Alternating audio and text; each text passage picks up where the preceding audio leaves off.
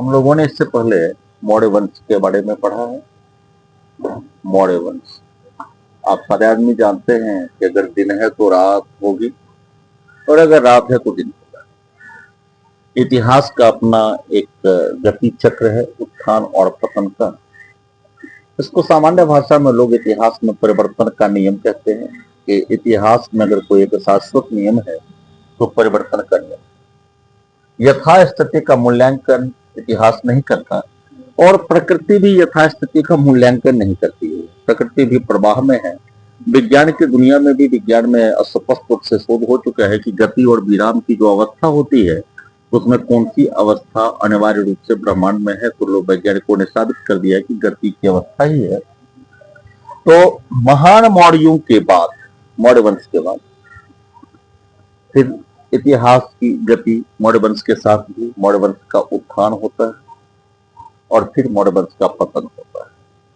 तो आप लोगों ने देखा कि अंतिम मौर्य शासक बृहद्रथ, अंतिम मौर्य शासक बृहद्रथ की हत्या कर दी गई। बृहद्रथ की हत्या कर दी गई और उसकी हत्या करके उसी का सेनानी, जिसको पुष्यमित्र कहते हैं, पुष्यमित्र शुंग ने एक वंश की स्थापना की जिस वंश का नाम शुंग वंश था। तो प्रश्न यह बनता है कि अगर मैं आपसे पूछूं कि शुंग वंश की स्थापना किसने की तो आपका जवाब होगा पुष्यमित्र शुंग ने इसकी स्थापना की थी। पुष्यमित्र शुंग। अब यहां पर दो तीन चीजों को आप लोगों को समझना पड़ेगा। पहले कि पुष्यमित्र शुंग को अनिवार्य रूप से ब्राह्मण तारानाथ ने बतलाया है।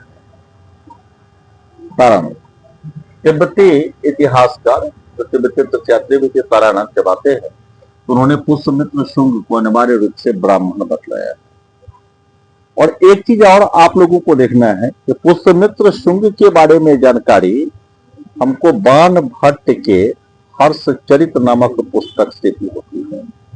बाण भट्ट के हर्षचरित नामक पुस्तक, देखिए स्पष्ट रूप से बतला दे कि बाण भट्ट की दो पुस्तकें हैं, हर्षचरित और कादम्बरी, दो प्रसिद्ध पुस्तकें।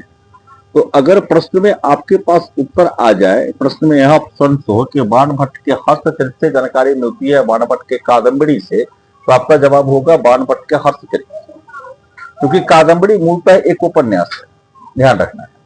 तो बाण भट्ट के हर्षचरित से भी हमको जानकारी मिलती है पुष्यमित्र शुंग के बारे में। और एक चीज और ध्यान रखना है कि बाण भट्ट ने पुष्यमित्र शुंग को अनाड़े कहा है। बाण भट्ट ने, ध्यान रखना है कि हर्षचरित में पुष्यमित्र शुंग को अनाड़े कहा है। यह एक चीज है। तो हमको यहाँ पर कुछ तथ्यों को स्वीकार करना है। वो जो देखेंगे कि पुष्यमित्र शुंग अगर ब्राह्मण था तारानाथ के अनुसार, तो फिर वह सेनानी कैसे था। अब इसके पीछे में जो तर्क है उसको सामाजिक संरचना का दृष्टिकोण से समझिए आप लोग। ये शुंग जो थे वो मूल रूप से विदिशा के थे, जो मूल रूप से विदिशा के और मौर्यों के पुरोहित थे। लेकिन नंद वंश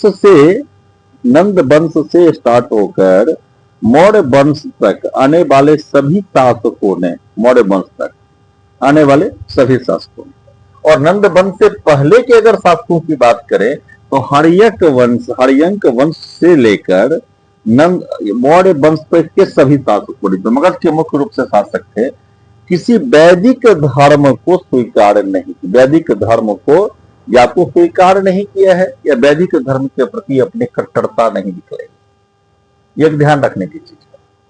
जो वैदिक धर्म के प्रति कट्टरता या वैदिक धर्म को बिल्कुल स्वीकार नहीं किया, ऐसा कोई शासक नहीं होता है। जितने भी शासक हैं वो सामाजिक या धार्मिक आदर्शों के साथ अनुप्रयोग करते हुए दिखलाई पड़ते हैं। बिंबिसार, जिसके बारे में खुद कहा जाता है कि बौद्ध धर्मावलंबी था। अजात शत्रु, जिसके बारे में बौद्ध और जैन दोनों ही अपने अपने धर्म का समर्थन बतलाते हैं। प्रसेनजित, उस समय कौशल नरेश, उसके बारे में बौद्ध धर्म की बात होती है। और जब नंद वंश के बारे में आते हैं तो नंद वंश को अनिवार्य रूप से महापदम नंद को द्वितीय परशुराम कहने के बावजूद भी आप देखेंगे कि उसको धार्मिक दृष्टिकोण से वैदिक धर्मावलंबी नहीं माना गया है।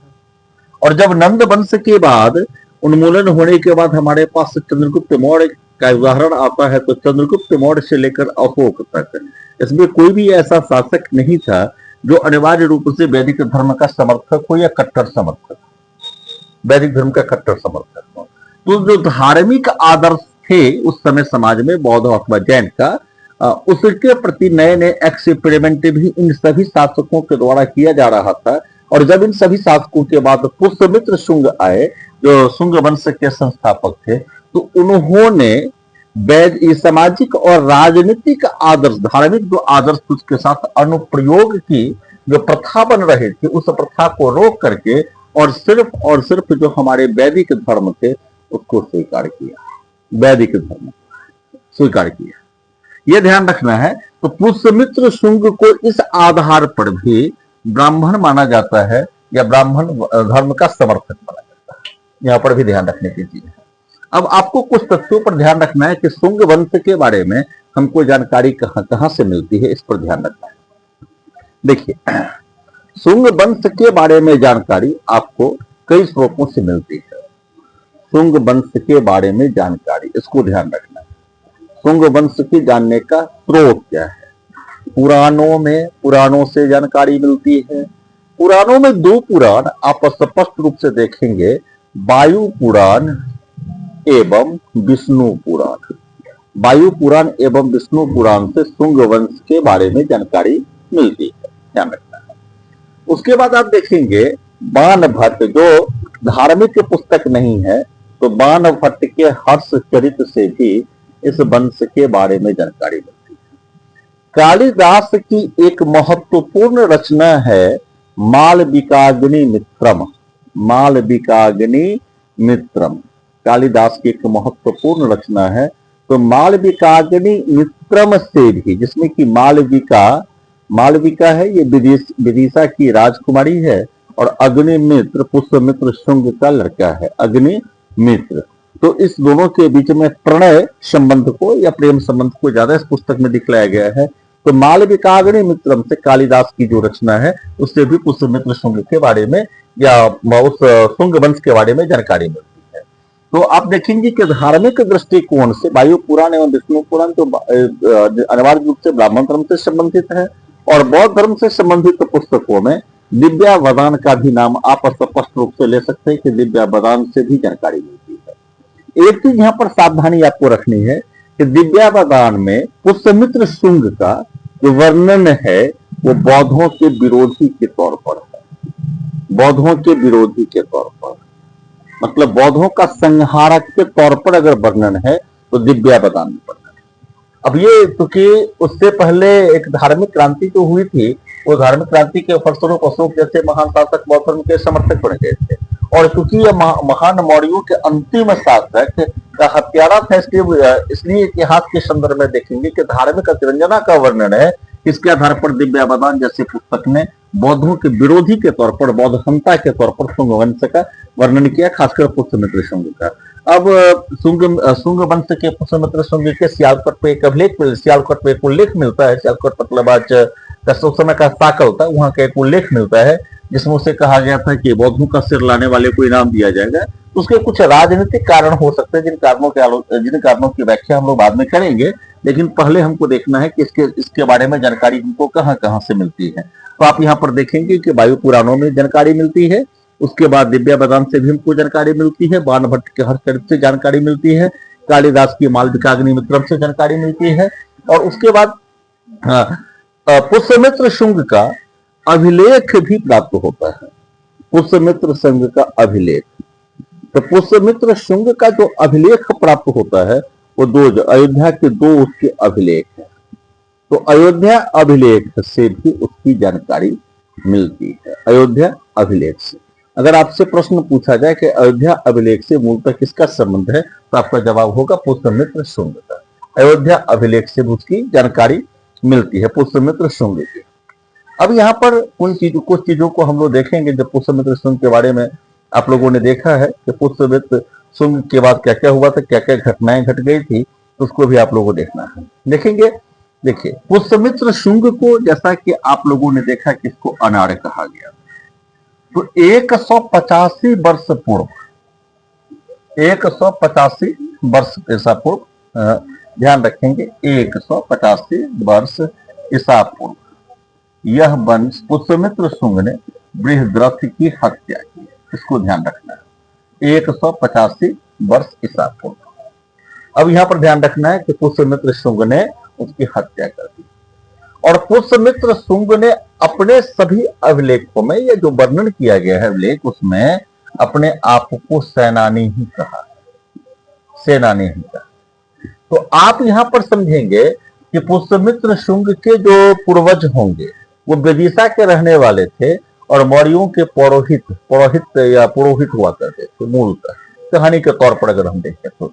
लेकिन कालांतर में जब महान मौर्यों ने वैदिक धर्म के प्रति अपनी आस्था नहीं दिखलाई तो ये सेना में आ गए, सेना में आ गए। और चूंकि ब्राह्मण सेना बन सकता है, इसके पीछे सेना में भर्ती हो सकती है ब्राह्मणों की, इसके पीछे में कई वैदिक आदेश भी दिए गए हैं कि जहां पर अगर राज्य पर खतरा हो या राज्य पर संकट हो तो ब्राह्मण को शास्त्र छोड़कर शस्त्र धारण करना चाहिए। और परशुराम की एक उदाहरण भी हम लोगों के सामने में महाकाव्य कालखंड में मिलती है। तो यहां पर ध्यान रखना है कि यह सेना ने ही अपने आप को कहता है। यद्यपि एक वंश का संस्थापक था, इतिहास में गौरवान्वित स्थान प्राप्त करता है, लेकिन अपने आप को यह सेनानी ही कहता है, सम्राट नहीं कहता है। अब आपको ध्यान रखना है कि इसके संदर्भ में जो जानकारी हमको मिलती है उसमें सबसे ज्यादा जो स्रोत हमारे पास में उपलब्ध है कि नाटकीय रूप से मालविकाग्नि मित्रम है, मालविकाग्नि मित्र, ये सबसे ज्यादा नाटकीय रूप से हमारे पास उपलब्ध है। और उसके बाद एक हर्षचरित। तो जैसा कि मैंने कहा कि हर्षचरित में पुष्यमित्र शुंग को अनाड़े कहा गया है, और पुष्यमित्र शुंग के पुरोहित थे पतंजलि, ये ध्यान रखना है, ये पतंजलि थे। देखिए पतंजलि कहाँ के थे, इस पर भी थोड़ी सी चर्चा हो जाए तो अच्छी रहेगी बात। उत्तर प्रदेश में एक डिस्ट्रिक्ट पड़ता है गोंडा, मूल रूप से पतंजलि उसी जगह के थे, गोंडा के। इसका क्योंकि उस समय तत्कालीन जो नाम पड़ता है गोनार्द पड़ता है। इस गोनार्द या गोनार्क के से लगता है कि गोंडा शब्द निकला है, और यहाँ के पतंजलि, और पतंजलि इनके दरबार में थे, और पतंजलि ने ही महाभाष्य की रचना की, ये ध्यान रखना है आप लोगों को। और पतंजलि का जो महाभाष्य है वह पाणिनि के अष्टाध्यायी पर लिखा गया है, पाणिनि के अष्टाध्यायी, ये भी आपको ध्यान रखना है। तो पतंजलि इसके दरबार में थे। और महाभाष्य की एक महत्वपूर्ण विशेषता पतंजलि की क्या है कि पतंजलि ने यवन आक्रमण का उल्लेख किया है, ये ध्यान रखना है, यवन आक्रमण का उल्लेख किया है। यवन आक्रमण का संदर्भ आप लोग यूनानी आक्रमण से समझ लेंगे, यूनानी आक्रमण का उल्लेख किया है। अब यहाँ पर कई क्वेश्चंस बन जाते हैं, क्योंकि मौर्यों के साथ यूनानियों का, विशेषकर सीरिया वगैरह का जो वहां के शासक थे, उनके दूत के तरह से, मतलब दूताचार होते थे, पत्राचार होते रहते थे, जैसा कि आप लोगों ने बिंदुसार के संबंध में देखा है। और अंतरराष्ट्रीय राजनीति के संदर्भ में देखे तो अंतरराष्ट्रीय संबंध भी उन लोगों के बीच विकसित थे। लेकिन महान मौर्यों के पतन के बाद यूनानी शासकों ने भारतवर्ष पर हमला किया, भारतवर्ष पर हमला किया। अब यहां पर आपको ध्यान रखना है कि इस आक्रमण की संख्या कितनी है। तो इस आक्रमण की संख्या इतिहासकारों में दो प्रकार का विभेद है। कुछ इतिहासकार कहते हैं कि यूनानी आक्रमण की संख्या एक थी, यूनानी आक्रमण की संख्या एक, यूनानी आक्रमण की संख्या दो। कुछ इतिहासकार कहते हैं एक, कुछ इतिहासकार कहते हैं दो आक्रमण।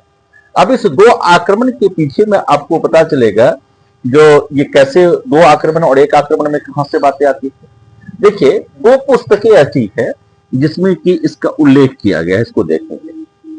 महाभाष्य में भी इसका उल्लेख किया गया है, और एक पुस्तक गार्गी संहिता है उसमें भी इसका उल्लेख किया गया है। गार्गी संहिता ये ज्योतिष पुस्तक है, ध्यान रखना। गार्गी संहिता का विषय जो है ज्योतिष का है, तो गार्गी संहिता में इसका उल्लेख किया है। और उल्लेख यह है कि एक नगरी थी माध्यमिका नगरी, और दूसरी नगरी थी साकेत। इस दोनों नगरों पर यवनों ने डेरा डाल दिया, यवनों ने डेरा डाला। अब यहां पर आप लोगों को देखना है, यवनों ने डेरा डाला।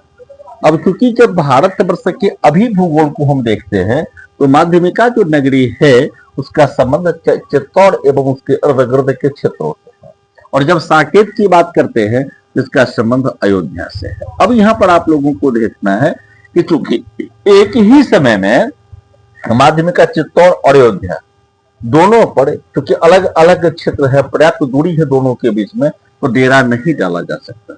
इसलिए माना जाता है कि 2 बार यवनों का आक्रमण, पुनः यवनों के आक्रमण के संदर्भ में यवनों को पराजय पुष्यमित्र शुंग के समय में ही हुई थी। इस पर भी हम लोग जाएंगे, इस कहानी पर भी। लेकिन एक महान शासक था उस समय मीनांडर, इसके बारे में भी थोड़ा सा आप ध्यान रखेंगे, राजा मीनांडर। तो राजा मीनांडर के मृत्यु का उल्लेख प्लूटार्क करता है कि प्लूटार्क, राजा मीनांडर की मृत्यु का उल्लेख प्लूटार्क करता है, ध्यान रखना। तो प्लूटार्क लिखता है कि राजा मीनांडर की मृत्यु गंगा घाटी में युद्ध के दौरान हुई, गंगा घाटी में युद्ध के दौरान हुई, ये ध्यान रखना है। ये प्लूटार्क लिखता है कि गंगा घाटी में युद्ध के दौरान। तो अब यह माना जाना चाहिए कि गंगा घाटी में युद्ध के दौरान हुए तो निश्चित रूप से इसका संबंध अयोध्या आक्रमण से होगा, मतलब साकेत आक्रमण से, अनिवार्य रूप से। और अगर हम मान लें कि अगर एक ही बार आक्रमण हुआ था तो फिर हमको यह देखना पड़ेगा कि तब माध्यमिका नगरी पर जो आक्रमण की बातें हैं वो गलत। तो यहां पर निष्कर्ष निकलता है कि इस मीनांडर का 2 बार आक्रमण हुआ, एक बार यह जब सेनापति था और एक बार जब यह सम्राट था। निष्कर्ष तौर पर इसका 2 बार आक्रमण हुआ था। डेमेट्रियस के दूत के तौर पर भी इसका आक्रमण हुआ था, सेनापति के तौर पर, दूसरी बार सम्राट के तौर पर। ये राजा मीनांडर की जो कहानी है ना, बड़ी दिलचस्प है। राजा मीनांडर का उल्लेख बौद्ध पुस्तकों में मिलिंद के रूप से हुआ है, मिलिंद के रूप से। यहां पर ध्यान रखना है कि मीनांडर का उल्लेख यहां पर मिलिंद के नाम से हुआ है, और राजा मिलिंद और एक बौद्ध भिक्षु थे, उनका नाम था नागसेन। इस नागसेन और मिलिंद के बीच में एक उपयुक्त शास्त्रार्थ होता है, कुशल वार्ताएं होती है, और उस नागसेन से प्रभावित होकर के मीनांडर बौद्ध धर्म को स्वीकार कर लेता है। अब आपको यह भी ध्यान रखना है कि नागसेन जो बौद्धों के महायान शाखा का था, ये जनरली फैक्ट्स आपको नहीं मिलेंगे, नागसेन किस शाखा का था, तो आपको देखना पड़ेगा कि नागसेन बौद्धों की महायान शाखा का था। और राजा मीनांडर का और नागसेन के बीच में एक वार्तालाप होती है, शास्त्रार्थ जैसा समझा जाए। उस वार्तालाप में उस वार्तालाप का जो प्रश्न किया, पुस्तक का नाम रखा गया है, उस पुस्तक का नाम मिलिंद पन्हो है, मिलिंद पन्हो। अब इसको ध्यान रखिएगा, कल अगर आप लोगों से कभी कंपटीशन में पूछा जाए कि मिलिंद पन्हो क्या है, तो आपका जवाब होगा राजा मीनांडर द्वारा पूछे गए प्रश्न, तो उसको मिलिंद पन्हो के नाम से रखा गया, मिलिंद पन्हो। तो यही मीनांडर, मिलिंद उर्फ मीनांडर उस समय आक्रमण करते हैं, और पुष्यमित्र शुंग अथवा पुष्यमित्र शुंग के जो बाद वाले उत्तराधिकारी थे, तो उनके साथ उनका युद्ध होता है, और इस युद्ध में वो पराजित होते हैं और मारे जाते हैं। तो हम इस निष्कर्ष पर पहुंचते हैं कि पुष्यमित्र शुंग मगध के जिस राजवंश के बाद अपने शासन को स्थापित करते हैं, तो मगध का अधिकांश हिस्सा उनके, मगध साम्राज्य का अधिकांश हिस्सा उनके प्रभाव क्षेत्र में था। और इसका दूसरा उल्लेख मिलता है कि जालंधर से लेकर, आज पंजाब में जालंधर है, ध्यान रखना है, जालंधर से लेकर सियालकोट, जिसका नाम उस समय साकल था, तो साकल तक पुष्यमित्र शुंग का साम्राज्य था। अब एक घटना और उस समय की बड़ी दिलचस्प है, जो कि आप लोगों को जानकारी मिले। बृहद्रथ, क्योंकि मौर्य वंश का अंतिम शासक था, मौर्य वंश का अंतिम शासक था बृहद्रथ। ये शायद आप लोगों को पहले से पता है कि बृहद्रथ मौर्य वंश का अंतिम शासक था। तो बृहद्रथ का शाला, उसका नाम था यज्ञसेन। यज्ञसेन यह आज का बराड़, आप उस समय विदर्भ समझ लेंगे, विदर्भ का शासक था। अब जब बृहद्रथ की हत्या पुष्यमित्र शुंग कर दिया, पुष्यमित्र शुंग ने, और मगध के शासक पुष्यमित्र शुंग बन गए, तो आप क्या उम्मीद करते हैं यज्ञसेन पुष्यमित्र शुंग के समर्थन में आए होंगे? नहीं, उस समय की परंपरा के अनुसार या सामाजिक संदर्भ में भी देखेंगे तो यज्ञसेन पुष्यमित्र शुंग के विरोधी बन गए, और विरोधी बनने का मतलब होता है कि विदर्भ या बराड़ इनसे अलग हो गया।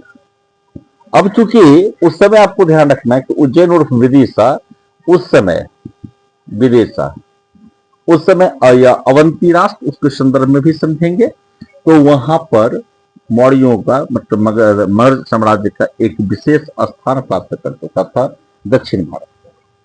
तो वहां के राज्यपाल के तौर पर या वहां के शासक के तौर पर पुष्यमित्र शुंग ने अपने पुत्र अग्निमित्र को सौंपा था।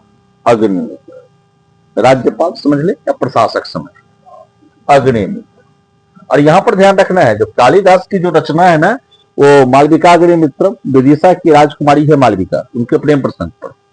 अब अग्निमित्र के समक्ष चुनौतियां यज्ञसेन की थी। प्राचीन परंपरा के अनुसार साम दाम दंड भेद, श्याम दाम दंड भेद का पालन किया गया। अब अग्निमित्र ने अपने कुशल सैनिक नेतृत्व का परिचय देते हुए यज्ञसेन जो बराड़ का था, इस यज्ञसेन के चचेरे भाई माधव सेन को प्रतिद्वंदी बना दिया यज्ञसेन। अब यह विदर्भराज दो भागों में टूट गया, और दोनों ही भाग, दोनों ही जो क्षेत्र थे वो अग्निमित्र के समर्थक बन गए, मतलब संधि हो गई। तो एक बड़े हिस्से को संदर्भतः जो मौर्य साम्राज्य से उस समय टूटने वाला था, अलग होने वाला था, इस महान शुंग वंश ने उसको मौर्यों के अधिकार क्षेत्र से जो प्राप्त हिस्से थे उसे अपने क्षेत्र में रखा।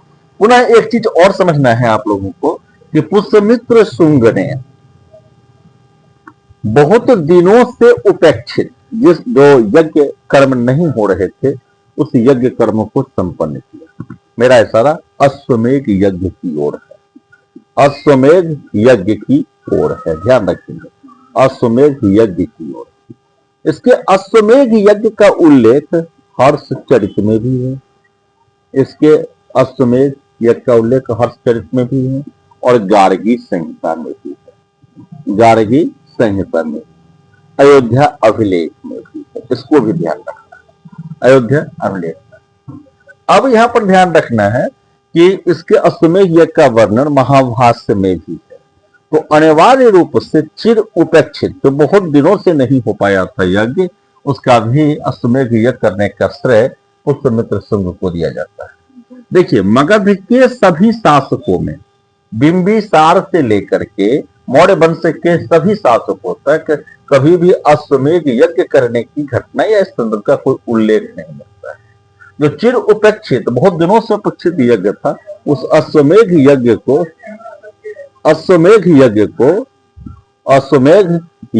पुष्यमित्र शुंग ने दोबारा किया, पुष्यमित्र शुंग ने।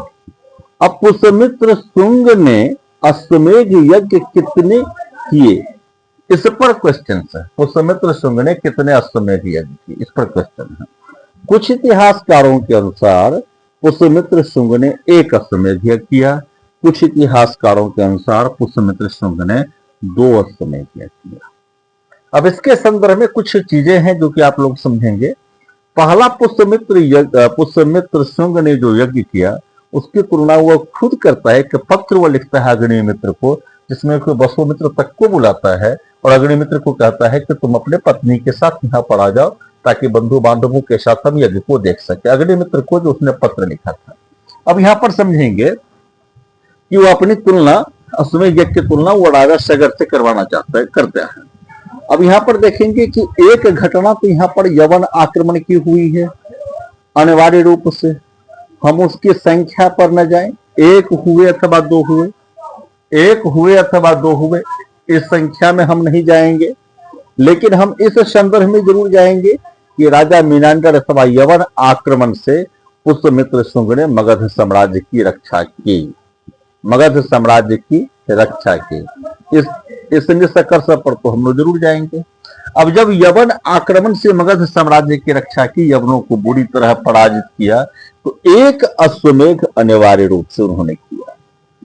अब दूसरा एक क्वेश्चन है कि कलिंग नरेश खारवेल, कलिंग नरेश खारवेल के अभिलेख में ऐसा वर्णित लगता है कि मौर्यों में पुष्यमित्र शुंग को उसने पराजित किया।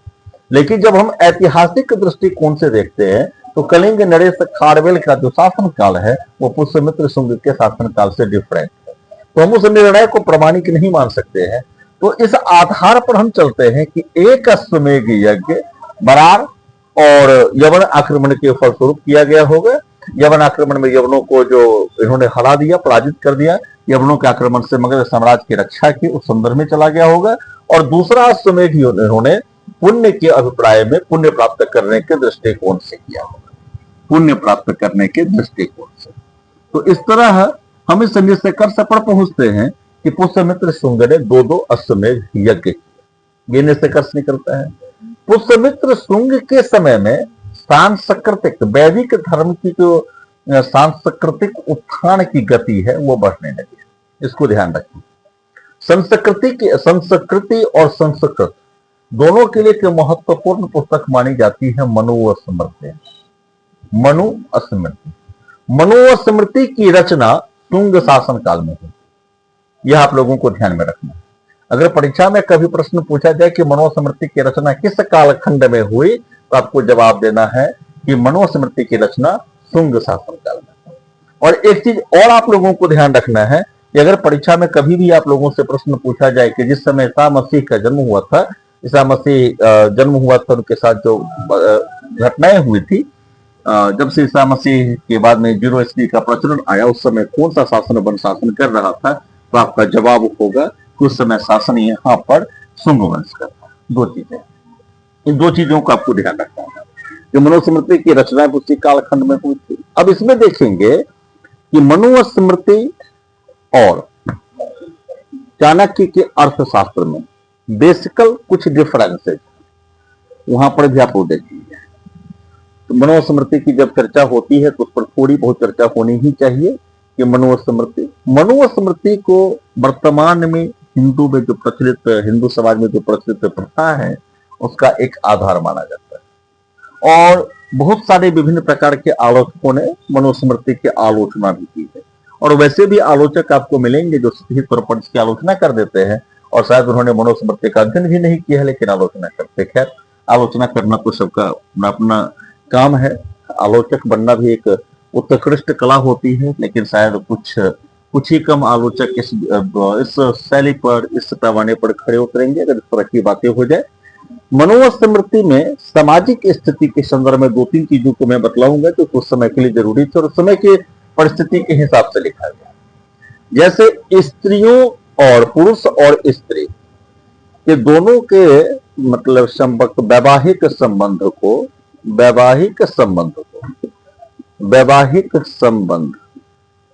को जहां विवाह के तौर पर कौटिल्य भी स्वीकार करते हैं और विवाह विच्छेद की बात भी कौटिल्य करते हैं। विवाह विच्छेद की बात कौटिल्य करते हैं। और शायद इसी के लिए तलाक शब्द के लिए मोक्ष का प्रयोग होता है। तलाक शब्द के लिए मोक्ष का प्रयोग हुआ था उस अर्थशास्त्र में। लेकिन आप लोगों को यहां पर ध्यान रखना है कि मनुस्मृति पहली बार एक ऐसी चित्र की पुस्तक आई जिसमें विवाह को मरणोपरांत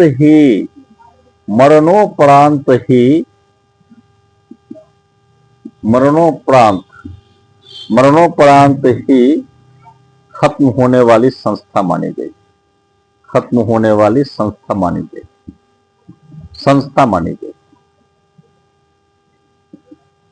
मतलब विवाह विच्छेद करने का कोई आधार मनुस्मृति नहीं बताता। विवाह विच्छेद की कोई बात ही नहीं।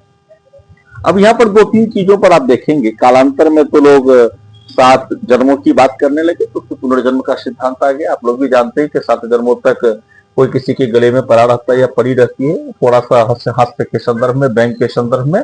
लेकिन यहां पर देखेंगे कि वैवाहिक संबंध जिसको विच्छेद करने का या तलाक देने का अधिकार अर्थशास्त्र बात करता है उसकी, लेकिन मनुस्मृति में इसकी चर्चा नहीं की गई। आखिर इस 200-300 वर्षों के अंतराल में ऐसा क्या था? चंद्रगुप्त मौर्य से लेकर के पुष्यमित्र शुंग के शासनकाल तक ऐसी क्या बातें आ गई? देखिए, यहाँ पर दो प्रकार की चीजें हो सकती है अनुमानतः। पहले, जो संघ में जो भिक्षु और भिक्षुनियां बन रही थी, भिक्षु और भिक्षुनियां, उनकी संख्या समाज में ज्यादा बढ़ रही थी, भिक्षु एवं भिक्षुनियों की संख्या, पहली चीज। और बौद्ध धर्मावलंबी जो लोग थे उनकी संख्या जो ज्यादा बढ़ती जा रही थी, और उस भिक्षुनियों में ऐसे लोग थे मेरी जो लोग विवाह से विच्छेदित हो जाते थे, विवाह संस्था से अलग हो जाते थे। मतलब सामाजिक जो संरचना थी उसमें भी अंतर आ रहा है। तो सामाजिक संरचना को देखते हुए, संबंधों को अक्षुण्ण रखते हुए मनुस्मृति में शायद इस चीज की चर्चा की गई होगी कि विवाह को मरणोपरांत ही खत्म होने वाली संस्था मानी गई। तो आप मनुस्मृति के, क्योंकि इतिहास के विद्यार्थी के तौर पर मेरा काम यह नहीं कि मनुस्मृति के औचित्य को मैं बतलाऊं, मेरा काम सिर्फ यह है कि कुछ ऐसे बिंदु हैं जहां पर कि चाणक्य के अर्थशास्त्र और मनुस्मृति में अंतर है, कुछ ऐसे बिंदु जहां पर दोनों के बीच में अंतर है। और एक फैक्ट के तौर पर बतला दूं कि अगर आपसे पूछा जाए कि मनुस्मृति की मूल रूप से रचना कब हुई, तो आप जवाब देंगे कि इसकी रचना शुंग काल में। अब महाभारत का कुछ ऐसा पर्व प्रतीत होता है जिसकी रचना भी शुंग वंश के शासनकाल में, विशेषकर दो प्रकार के पर्व, एक शांति पर्व और दूसरा अश्वमेध पर्व। शांति पर्व, दूसरा अश्वमेध पर्व। इसकी जो रचना का उल्लेख मिलता है, यह भी हमको महाभारत, ऐसा प्रतीत होता है कि महाभारत की ये दोनों पर्व भी शुंग वंश के शासनकाल में लिखे गए, ऐसा प्रतीत होता है। क्योंकि शुंग वंश के शासनकाल में संस्कृत का एक बार विशेष रूप से प्रादुर्भाव, संस्कृत का एक बार विशेष रूप से प्रयोग हुआ, और संस्कृति जो वैदिक धर्म के संस्कृति है उसकी अक्षुण्णता की बात आई। तो हम यह भी कालखंड में मान सकते हैं कि महाभारत का जो पर्व है विशेष रूप से शांति पर्व एवं अश्वमेध पर्व, इन दोनों पर्वों को भी शुंग वंश के शासनकाल में ही लिखा गया। अभी तक आप लोगों ने समझा जो मनुस्मृति की रचना शुंग वंश के शासनकाल में। अब जब हम राजनीतिक दृष्टिकोण से देखें तो अभी तक आपको पता चला कि शुंग ने, विशेषकर शुंग वंश के शासकों ने, मैं उल्लेख करना चाहूंगा पुष्यमित्र शुंग एवं अग्निमित्र का, जिन्होंने महान मौर्यों से प्राप्त होने वाले साम्राज्य को बहुत हद तक अक्षुण्ण बनाए रखा।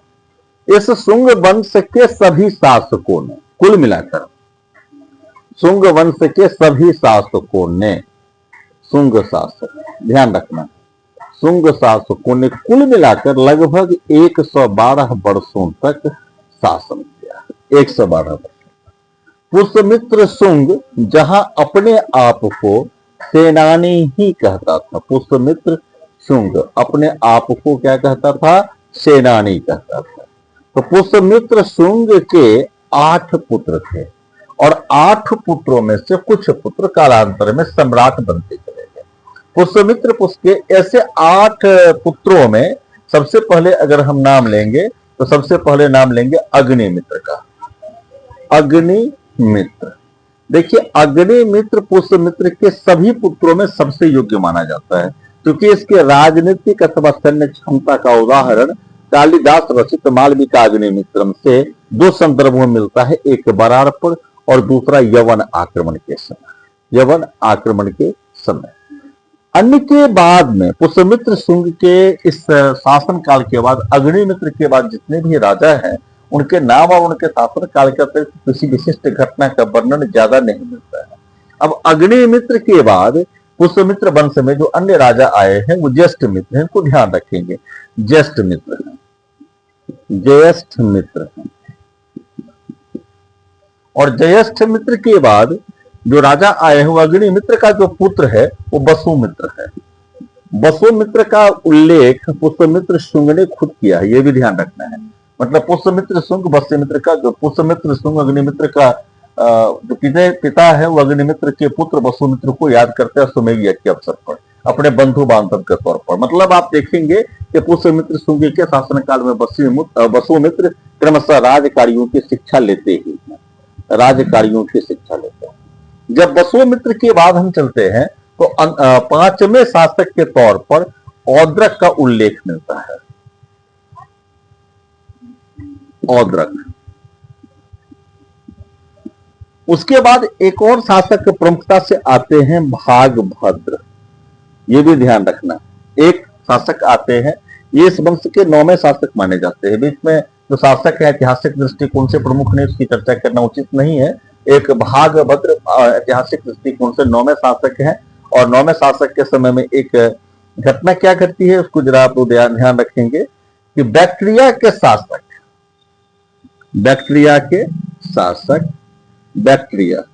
इसी बैक्ट्रिया के लिए बल्ख शब्द का ज्यादा प्रयोग होता था, बल्ख शब्द का ज्यादा प्रयोग होता था। कभी कभी इसको संदर्भतः यूनानी भी कह दिया जाता है। यूनानी शासक के दूत हेलियोडोरस, इसको ध्यान रखना है, हेलियोडोरस इसी भागभद्र के समय में भारत आते हैं, और भारत आते ही वह भारत आने के बाद यहाँ के संस्कृति को देख करके, यहाँ के संस्कृति से प्रभावित होकर वह भागवत धर्म स्वीकार कर लेते हैं, भागवत धर्म स्वीकार कर लेते हैं। अस्पष्टता आप समझेंगे कि भागवत धर्म उस समय प्रमुखता से एक धर्म के तौर पर उभर के जाता है। तो हेलियोडोरस ने यहाँ पर भागवत धर्म स्वीकार कर लिया है, इसको ध्यान रखें। और उन्होंने एक भगवान विष्णु का जो कि वाहन गरुड़ है, तो एक गरुड़ स्तंभ की स्थापना भी करवाई है, गरुड़ स्तंभ की स्थापना भी करवाई है। तो भागवत धर्म स्वीकार करने वाले जो प्रमुख व्यक्ति रहे हैं वो ईरान से आने वाले, उसमें हेलियोडोरस है, और जिन्होंने भागवत के समय में गरुड़ स्तंभ की स्थापना भी करवाई है, इसको ध्यान रखना है। और इस वंश का जो सबसे अंतिम शासक था वह था देवभूमि। मतलब अगर आपसे प्रश्न पूछा जाए कि शुंग वंश का सबसे अंतिम शासक कौन था, तो आप बतलाएंगे देवभूमि। शुंग वंश का सबसे अंतिम शासक देवभूमि था। अब फिर एक बार देखेंगे कि इतिहास अपने आप को फिर दोहराता है। पुष्यमित्र शुंग ने जिस परंपरा की शुरुआत की थी, पुष्यमित्र शुंग की क्या परंपरा थी भाई? तो उन्होंने बृहद्रथ की हत्या कर दी थी, उन्होंने बृहद्रथ जो अंतिम मौर्य शासक थे उसकी हत्या कर दी थी, और हत्या करने के बाद क्या बन गए थे? सेनानी से सम्राट बन गए थे। उपाधि तो सेनानी का रखा था लेकिन बन गए थे सम्राट अश्वमेध यज्ञ करने के बाद। तो अंतिम से शासक देवभूमि के साथ पुनः एक बार इतिहास इसी निर्मम सत्य को दोहराता है और देवभूमि की हत्या कर दी जाती है और वसुदेव शासक बनते हैं, वसुदेव शासक बनते हैं। अब इसके पीछे में कई कहानियां दी गई है। इसमें जो कहानियां दी गई है इसमें पुराणों में, संदर्भ में पुराणों में पूरी कहानियों का वर्णन नहीं किया गया है कि कैसे देवभूमि की हत्या की गई है, लेकिन इसके दो जगह उल्लेख आते हैं कि देवभूमि को माना जाता है कि यह काम लोलुप था। काम लोलुप मतलब स्त्रियों के गमन के साथ इसकी स्वाभाविक प्रवृत्ति की आवृत्ति थी, जो भी माना जाए। तो वसुदेव लड़की के वेश में इसके पास पहुंचते हैं देवभूमि को और देवभूमि की हत्या करते हैं। अनिवार्य मतलब सब लोगों ने स्वीकार किया है कि विधर्मी को। तो आप लोग वर्ण के हिसाब से इतिहास की कठोरता को मत देखिए। इतिहास किसी वर्ण विशेष का पक्षपाती नहीं होता, इतिहास किसी का रिश्तेदार नहीं होता, किसी का संबंधी नहीं होता।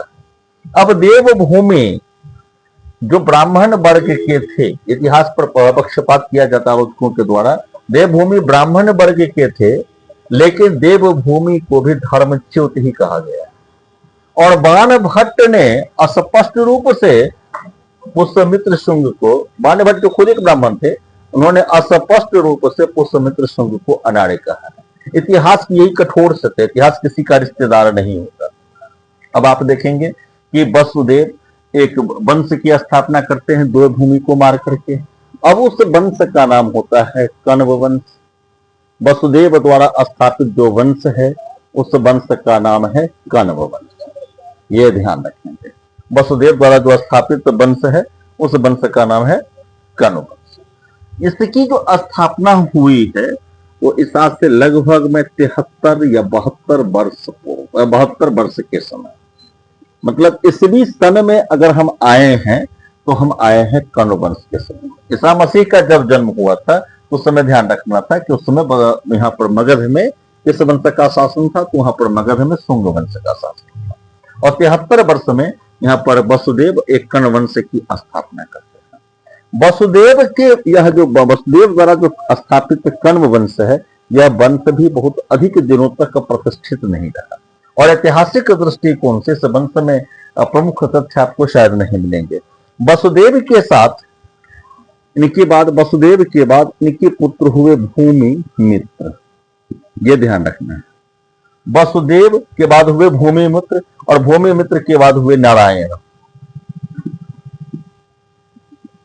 भूमि मित्र और उसके बाद हुए नारायण, और नारायण के बाद हुए सुशर्मा। सुशर्मा, इसको ध्यान रखना है। सबसे पहले वसुदेव, वसुदेव के बाद हुए भूमि मित्र, भूमि मित्र के बाद हुए नारायण, और नारायण के बाद हुए सुशर्मा। अब लगभग में इन्होंने 10 वर्ष शासन किया। भूमि मित्र ने अनिवार्य रूप से 14 वर्ष शासन किया, और इसने 12 वर्ष शासन किया। और सुशर्मा की हत्या पुनः इतिहास के सत्य पर आंध्रवंशीय सिमुक ने कर दी। आंध्रवंशीय सिमुक ने, इसी सिमुक को आंध्र वंश का या सातवाहन वंश का संस्थापक माना जाता है सिमुक को। तो यहां पर ध्यान रखना है कि जो परंपरा पुष्यमित्र शुंग ने बृहद्रथ की हत्या करके की, उसी परंपरा को एक बार रिपीट, उसी परंपरा की पुनरावृत्ति कर्ण वंश के संस्थापक वसुदेव ने की, और उसी परंपरा को एक बार आंध्र सातवाहन वंश के संस्थापक सिमुक ने किया। आज हमारे अध्ययन का विषय सिर्फ यह शुंग वंश और कर्ण वंश। शुंग वंश और कर्ण वंश के समय में अनिवार्य रूप से 2-3 घटनाएं हुई जो आप लोगों को देखना है। पहली घटना, यवनों का आक्रमण बढ़ता चला, यवनों के आक्रमण की शुरुआत हुई। अब इस चीज को आप लोग देखेंगे कि मौर्यों के उदय से पूर्व भारतवर्ष में किसी शासक ने अगर आक्रमण किया था भारतीय क्षेत्र पर, तो वो सिकंदर था। इसको ध्यान रखना है। लेकिन सिकंदर के आक्रमण का उल्लेख किसी भारतीय इतिहासकार ने नहीं किया है। समकालीन किसी पुस्तक से इसका स्पष्ट रूप से वर्णन नहीं होता है। लेकिन यवनों के आक्रमण का उल्लेख अब भारतीय इतिहासकार करते हैं, जिसमें कि पतंजलि के महाभाष्य प्रमुख है, अगर हम उसको ऐतिहासिक संदर्भ में स्वीकार करते हैं तो। अब अगर आपसे प्रश्न पूछा जाए कभी जो ऐतिहासिक रूप से असंदिग्ध यवनों का आक्रमण किसके समय में होता है, तो आप जवाब दे सकते हैं कि यह शुंग वंश के समय में होता है। और सिकंदर के आक्रमण का उल्लेख अन्य इतिहासकारों ने किया है, विदेशी इतिहासकारों ने किया है, भारतीय संदर्भ में नहीं मिलता है। अब इसके बाद देखेंगे हम लोग, आगे बढ़ते हैं कि क्या परंपराएं बढ़ी, क्या परंपरा सामाजिक स्थिति क्या थी। देखिए, अब एक चीज पर ध्यान रखेंगे कि शुंग शासन काल में शुंग प्लस कण्व अशोक के अभिलेखों से 3 वर्ण के अस्तित्व की जानकारी मिलती है। लेकिन शुंगों के और कण्व के शासन काल में जो हमारे पास पुस्तकें या पुराण उपलब्ध हैं, उसके आधार पर चतुर्वर्ण विभाजन का उल्लेख होता है, चतुर्वर्ण विभाजन का उल्लेख मिलता है। और जातिगत कर्म, जो उस समय जाति का जो बंधन माना जाता है, जातिगत कर्म, उसमें शिथिलता है उस समय तक, क्योंकि एक ब्राह्मण का जहां पर कर्म कुछ और था, वहां पर वह सेना क्षत्रिय का पद में आते सेना का काम करते हैं।